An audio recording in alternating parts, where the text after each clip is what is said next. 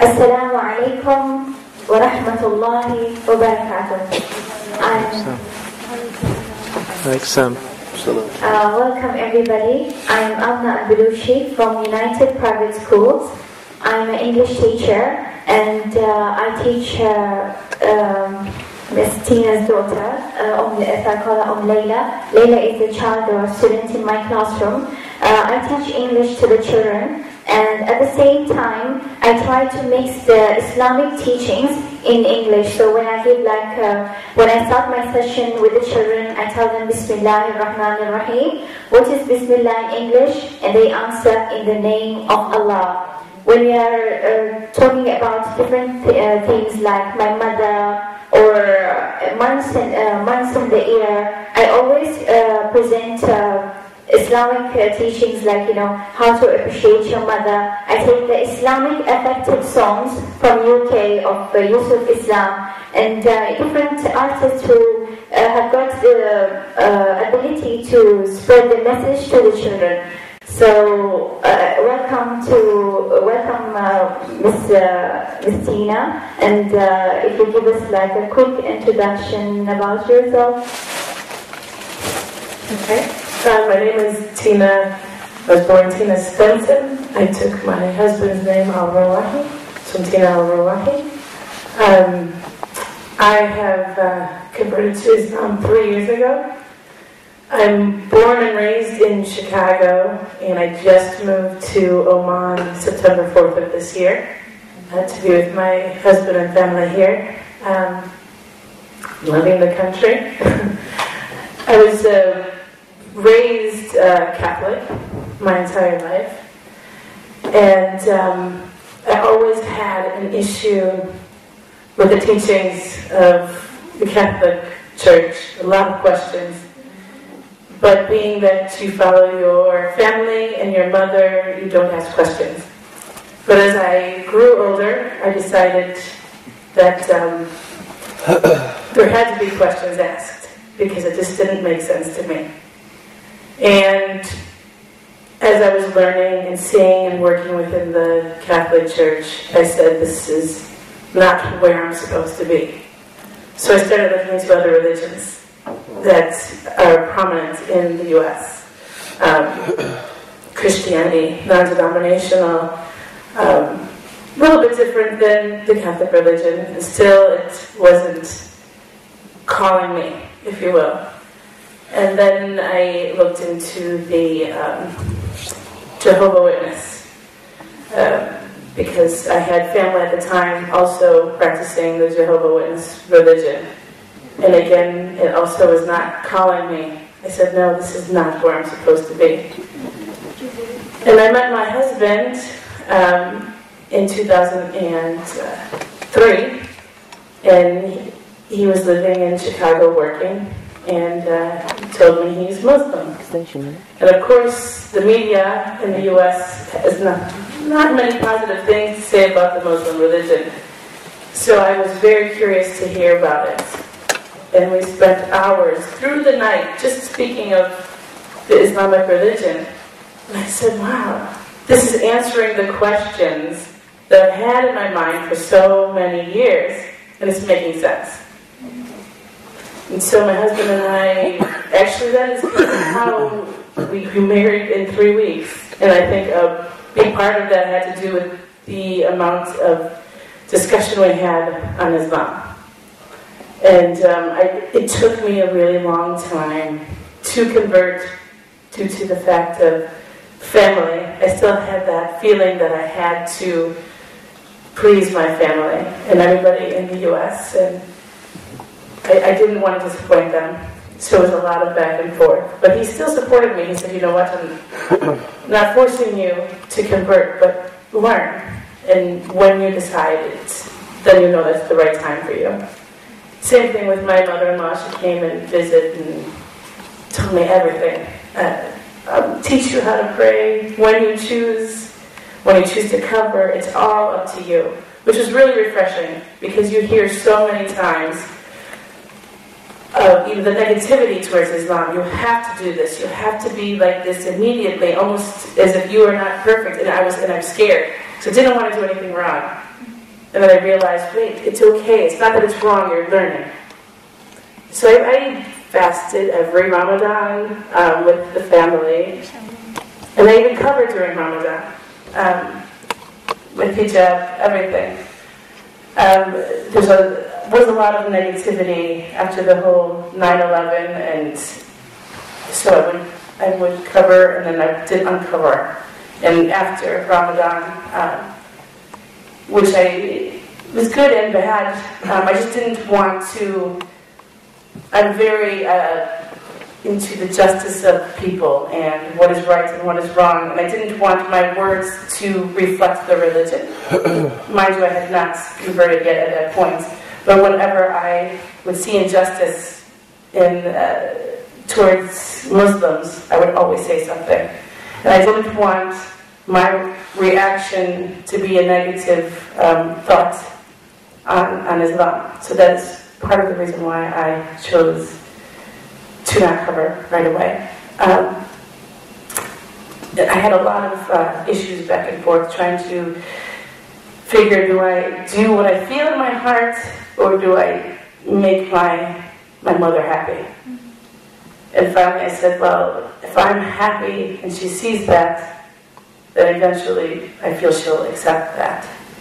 And I had a health issue back in early 2009, right before, and it ended me in the hospital, and I almost died. And I said, at that point, I have to convert. What if I hadn't converted and something happened to me? So I chose to convert. And that same time, my husband and I were married Islamically when I converted. So you had like two events at the same time? Yes. Okay, that's very nice and such an interesting story. If I ask you, what is the main reason that you say, okay, now I'm going to be a Muslim? Which purpose? What is the, yeah? The main reason, the story. I think she means the defining point, which maybe, I think that's what she meant, I'm not sure. Yeah. But, I knew at that moment that Islam, it's just a feeling I had, that this was the right time for me, that this is where I'm supposed to be. And I hadn't had that, this is the religion I'm supposed to follow. This is the way it is. And I think when I realized that, there was no turning back. I had to do it, and I was really proud of that moment. I had something that happened. For a while, as I said, I was going back and forth and I wasn't sure. A lot of situations within the family holding me back. And I was looking for answers, I think. I was looking for a guide. Please show me I'm doing the right thing. I'm praying every day, please show me the right thing. And one evening, I had converted. I had already actually converted at this point, but I was still concerned with my family and what was being said. Torn between two choices. Yes, I was very torn. I mean, I felt I was right. I felt I was doing the right decision, yet the closeness of the family and the thoughts of the family still made it very difficult for me. And one evening, it was near midnight and I was sleeping. And I was debating if I was going to tell the story or not. And I said, no, I need to tell the story. I was laying in my bed. I was sleeping. My husband was here in Oman. He had gotten a job. So my two little ones were sleeping next to me in my bed. And I knew I was sleeping. And all of a sudden, I was woken by a smell that I cannot even describe. It was the sweetest smell. And I said, I want this. What is this that I'm smelling? It's like the sweetest tea. There's not even an explanation. Like an unbelievable tea. Sweet. Amazing. And I opened my eyes, And I looked at my children and I said, okay, they're okay. Where is this coming from? It's dark. It's black in my room. There's no light whatsoever. And I turned my head to the right, and next to me is a figure so tall, in a light that I cannot even describe. The most amazing light I've ever seen. Takbir ya jemaah. Allahu Akbar. Takbir. Allahu Akbar. Allahu Akbar. Allah.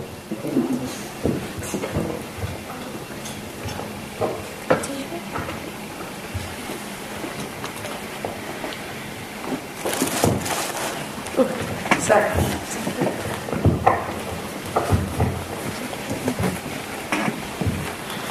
Thank you.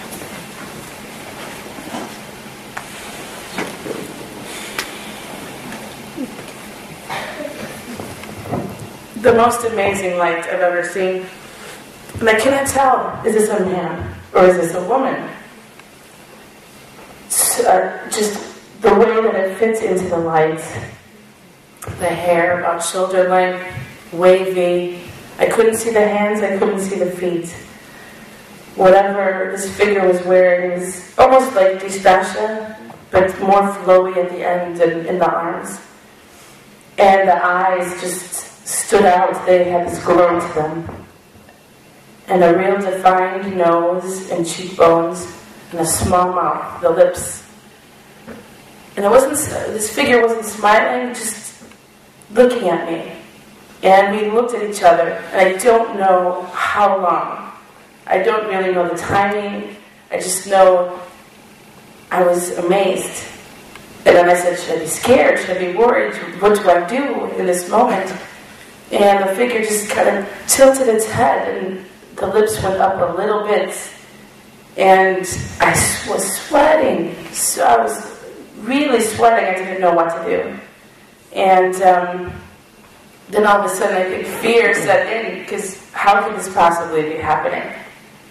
And so I turned towards my children quickly, and I lay down. But then in that moment, I said, wait a second, I should be asking questions. This is something that I don't think happens often. But as I turned, the figure was gone. The fear took you. You could not ask. Yes, the fear took me, and as quickly as I turned my head and realized, wait, I need to be saying something, I missed that opportunity. And for weeks after this happened, I went to the mosque immediately, and I said to the imam, I said, oh my goodness, this happened. Oh, first I called all my children that were downstairs. Come up here, are you okay? I called my husband immediately, my mother, my brothers. Did something happen to somebody? Is everything? And they said, no, everything's fine. Give you sort of a shock, or? I was shocked, yes. I said, what is it that I'm supposed to be knowing or doing? Mm-hmm. And everybody was fine. And so the next day, I went straight away to the mosque, and I asked the imam, what is this? What is it that I just experienced? And he said, he can't tell me 100%. Sometimes the Prophet presents himself to people, or it could have been an angel. We don't know. But that he feels at some points, again, I may be blessed to have this happen again. And I said, I hope so, because I should have asked so many questions. Yeah. And for weeks I stayed awake. I couldn't sleep, waiting. Where's the smell? Looking. So I don't think this is... Maybe it will come again. Maybe it will come again. For weeks, I didn't get maybe 2 hours of sleep at nighttime. And then I realized, you know what? I didn't know this was going to happen, so if I'm trying to make this happen again, it's not going to. So I'm still waiting, hoping. But yeah, it was amazing. So that was the starting point, and where you started asking more, and yes, I started asking more. I started saying, you know, I need to be the best person I can be, because I know, not that I didn't not believe, but when you see something like this, you say, wow, without a doubt at all, we have a purpose here. There's something we're supposed to do. We're supposed to be good people. And I know that there's something out there, which I questioned my whole life. And after I experienced that, there's not even words to explain how I felt. Thank you very much. It's a very touching story. After you had embraced Islam and you had already decided that I've got my answer, and SubhanAllah, God has got his different ways of sending his message to his people or to his slaves, Some people see something, some people may, will come up to some scientific conclusions, like experiment something and it matches with some verses in the Holy Quran. So it's a mercy of Allah subhanahu wa ta'ala. He really loves us and he will send the message to us. So we call it something like karama, something like gift from him. Another question I wanted to ask, what was your family's reaction about it? Your mother, your sisters, your brothers, your friends? Are you still communicating with them? Are you presenting them Islam? Well, my mother is a diehard Catholic. I'm trying very hard.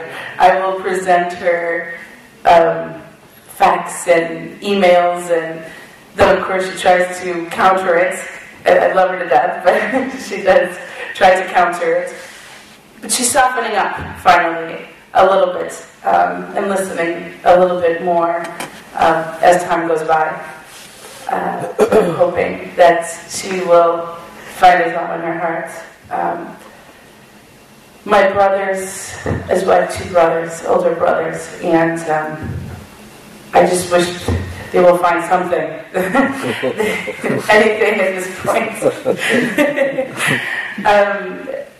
Of course, I hope for Islam as well. My brother actually was over in Iraq and Afghanistan. He's gone through a lot in his life, and so he knows the culture.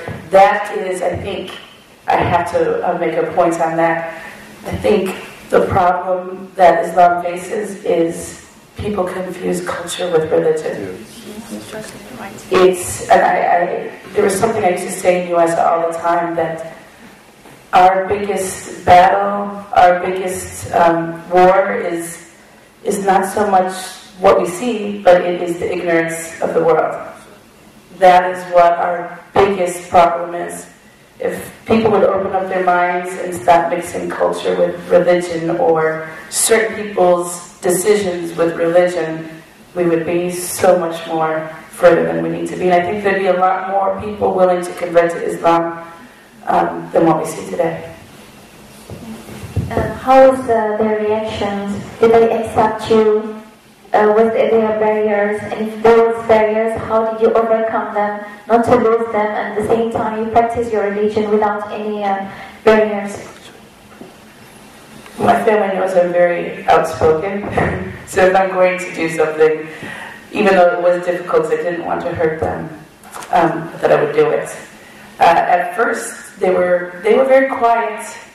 I know there was talk behind, but eventually it was like, okay, this is her choice. I'm still the same person. It's just this is what I choose. This is what is right. And I said, I'm not going to be knocking at your door 24/7 telling you this is what you have to do with it. You need to find it, and I'm willing to give you what I know, guide you if need be. But you need to find it within yourself, as I did, because really I feel that is the best way to really embrace Islam. Of course, all the holidays in the U.S., my family still celebrated, and I would go to be with the family there, but they know that, okay, now we are fasting. So if I would be at family's house for a gathering, we would come after we break fast. And they started asking questions, well, what is this? how could you do this? We can't even give up meat on Fridays. How can you fast for an entire month? How do you not drink water? He said, the first few days can be difficult, but then really it's just that you're overcome with what you're supposed to, what you feel is right, and it's really not difficult. So they do ask a lot of questions as far as, well, how can you do this, or why is it like this? And if I don't know the answer, I'll go to Islamic sites or Google and try to find the best answer to give, because I don't want to give incorrect answers. That's very nice, and one also important issue is that when we convert or we choose a religion, we also have to be connected to our family. We always be together with the gatherings. One day, subhanAllah, maybe a message is there, it will click something in their minds or something like that. Who was emotionally supporting you? Definitely my husband. Was always encouraging, but not pushing, but always encouraging Islam. How was he encouraging you? We would, talk about what I'd like to try to, because he knew where I came from, the Catholic religion. So he would bring in, well, it's the same. Yusuf and Moses, and look at it, it's the same. Search for similarities. Similarities. And but then he would also say you had so many questions and you didn't agree with. And as I said, Islam brought the answers that I didn't have my whole life. And he just kept encouraging that as well. And, teaching and showing me your whole life you've been told more about a cultural thing than a religious thing. And it's just, it was a process, but he just said, you can do it when you're ready. My mother-in-law too as well, she would encourage me and tell me, you don't have to be perfect as long as you are trying your best, and in your heart this is where you feel you belong. That is what will make you the true Muslim you need to be. Yeah, and also, as a beginner, the more you're struggling, learning something or practicing some Islamic like praying and fasting and wearing your hijab, you are given the reward double as much. Very interesting. If we move to another step and say, where did you learn? Is there other resources you were depending in learning Islam? Did you go to some colleges or centers or? In Chicago, they have a place called MCC, Muslim Community Center. So I would go there, get out every book I could find in English, and just read. And okay, this makes sense. And then I would try to teach my children as well, especially my older girls. And really, I would speak to my two younger ones went to an Islamic school in Chicago. So I would speak to the women there and do all the gatherings and listen and learn. Try to just get every resource I could to read, just to better myself. Did you do any activities in that center? Like the zakat? We did a lot of groups, like women's groups, and we would talk and discuss, and that's really how I learned more. And I'm still learning. I came here, I said, okay, now I'm in an Islamic country, I'm in a Muslim country, so I'm hoping to even better myself as much as possible. Can you give us the example of zakat? How were you doing it? Oh, yes. One of my big things, I believe so many of us have to work on in every person in the world is zakat. Because I feel if everyone the entire world, not just Islam, if everybody could give zakat, we'd have no poverty. We really would have no poverty. And I used to work with the children in Chicago, and we organized a kind of a flea market for the children, and they were able to choose what they no longer wanted. They would go through their things, and they would set up a booth of their own, and they get to choose, this is what I'm selling, this is how I'm doing. And at the end of it, the children were given the opportunity to choose